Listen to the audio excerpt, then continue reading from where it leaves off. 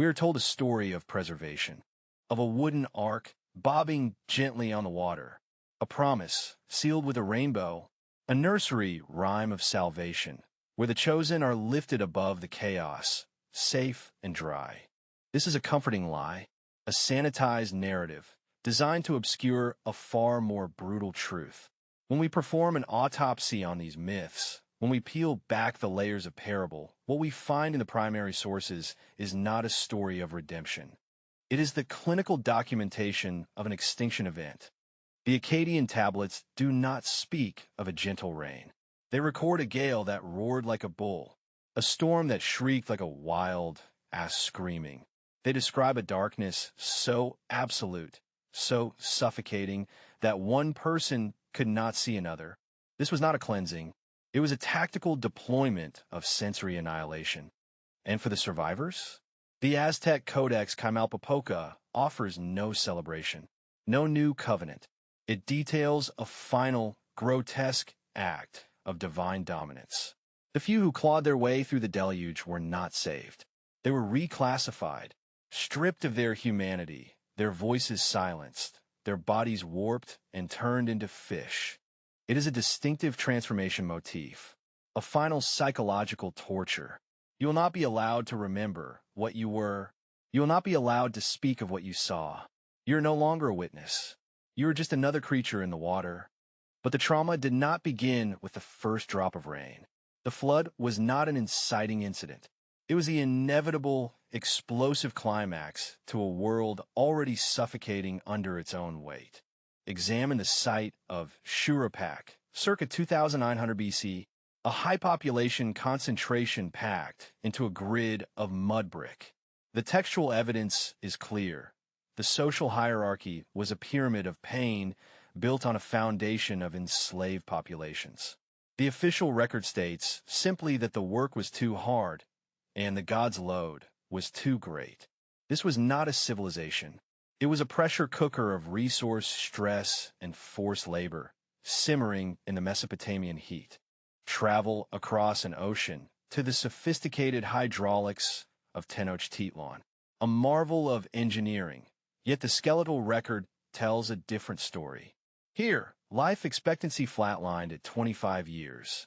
40% of the adult population endured advanced osteophytosis, their spines fusing into columns of solid bone from a lifetime of relentless toil.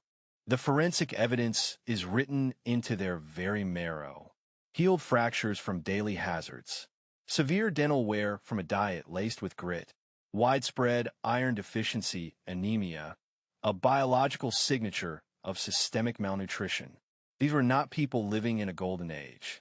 They were a population being ground down, their bodies serving as a living record of the world's hostility. This was the air they breathed, a world of chronic pain, of gnawing hunger, of a sky indifferent to their suffering. The noise of their existence, the grinding of stone, the cries of childbirth, the shuffling of 1,000,000 feet through the causeways, had become an unbearable vibration. The storm was not a punishment for sin. It was a response to a biological signal. The planet itself had a fever, and the entities listening decided the only cure was a purge. To understand the perpetrator, you must first discard the concept of motive as you know it. There was no malice here, no hatred. To project human emotion onto the agent of this event is a failure of analysis, a comforting delusion. We are not profiling a person. We are profiling a system, a predatory force operating on a logic as alien and as absolute as gravity. Let's first examine the entity designated Enlil. The texts describe a being driven to genocide by an intolerable sensory input. Noise. The clamor of human existence became, for this entity, a systemic irritant.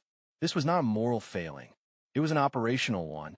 Imagine a complex machine designed for equilibrium, for a specific set of auditory and vibrational parameters. Humanity, in its proliferation, exceeded those parameters. We became a persistent, high-frequency signal disrupting the system's core function. The response was not punishment.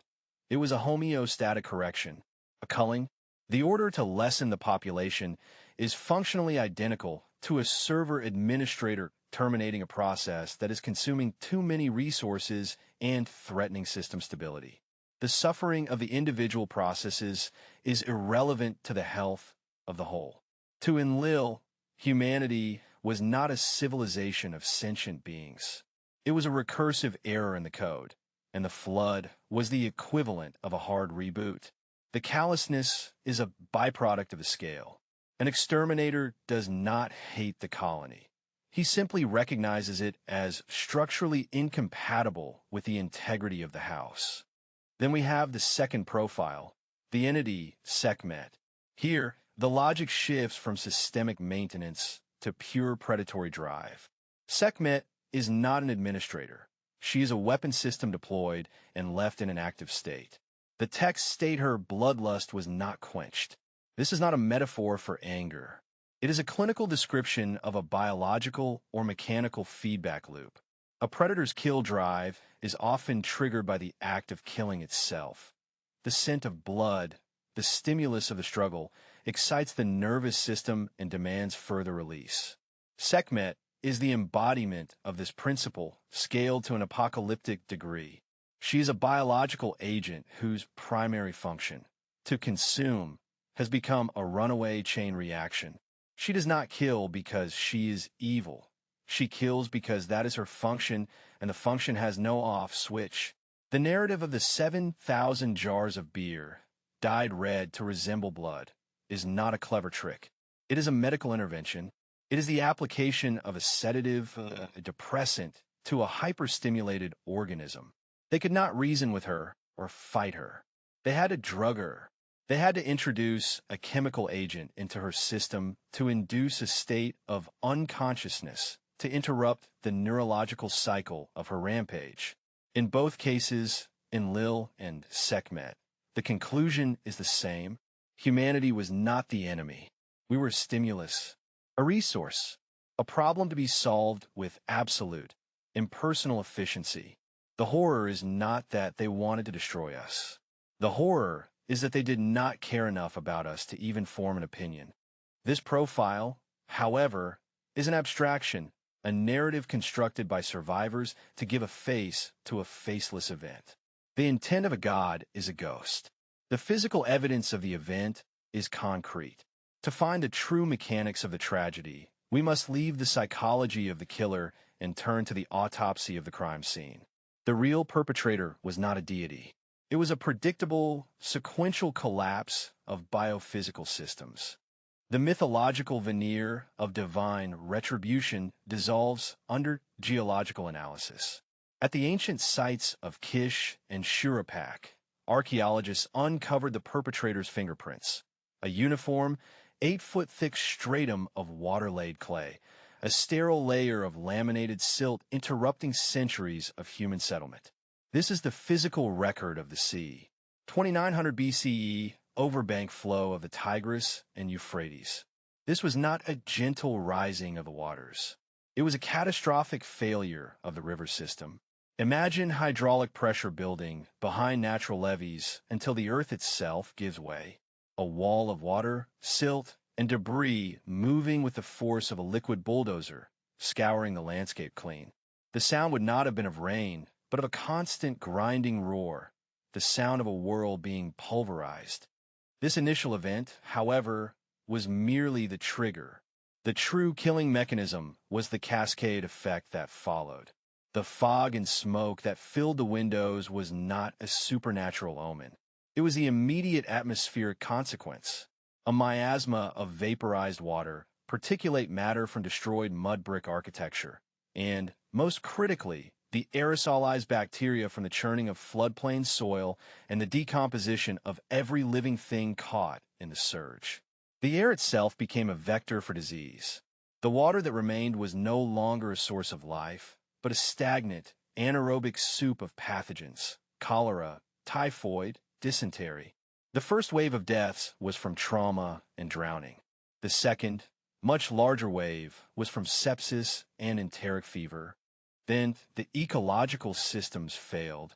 The floodwaters receded, but they left behind a layer of salt and sterile silt, poisoning the arable land. The texts claim that sheep became barren is not a curse. It is a precise observation of agricultural collapse. Without pasture, livestock starves. Malnourished animals cannot reproduce. The cosmic principles of fertility did not withdraw. The chemical composition of the soil was simply altered to be hostile to life.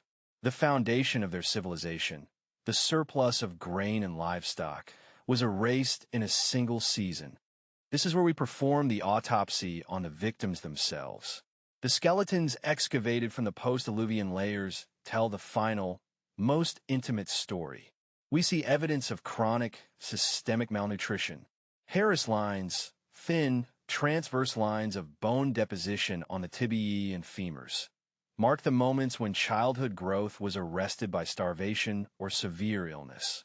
They are scars on the bone, a permanent record of a body cannibalizing itself to survive. We examine the teeth. The enamel is worn flat, a condition known as dental attrition. This is not the wear of a healthy diet. This is the result of subsistence on the absolute lowest quality food imaginable. They were eating unmilled grain contaminated with sand and stone from their grinding tools, fibrous roots dug from the mud, perhaps even tree bark. This abrasive diet ground their teeth down to the pulp, creating pathways for horrific abscesses. We find skulls with jaws eaten away by infection, evidence of individuals who spent the last months of their lives in unimaginable, constant pain before the infection entered the bloodstream and induced septic shock.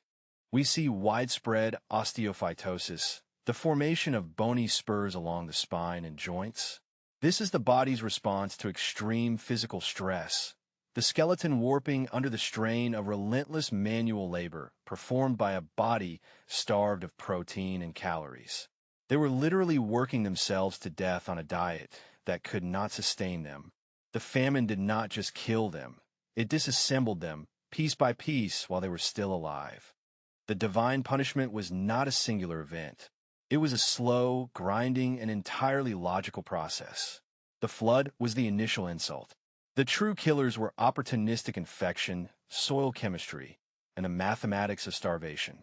The gods of the myths are elegant, terrifying creations, but they are a distraction. They provide a sense of agency, of purpose to the suffering. The forensic reality is far more disturbing. There was no purpose. There was no agent to appease. There was only a sequence of cause and effect. The universe is not hostile. It is merely indifferent, and its processes, when they intersect with fragile human systems, are ruthlessly, terrifyingly efficient. To understand the end, you must return to the beginning, not to the myth, but to the mud. The first tremor is recorded not in scripture, but in silt. In the 4th millennium BCE, around 3,500, the soil around the city of Ur tells a quiet story of localized inundation. A river overflowing its banks. A harvest lost. A memory. It is small contained. A wound, but not yet a judgment. 600 years pass. The wound festers. By 2900 BCE, the tremor becomes a convulsion. Archaeologists peel back the layers of Shuruppak and Kish and find a scar of catastrophic destruction. A layer of riverine sediment, meters thick, that separates one age of man from the next. This is the moment the water gains a voice. The physical event is so absolute, so total, that it can no longer be a random act of nature. It must be an act of will.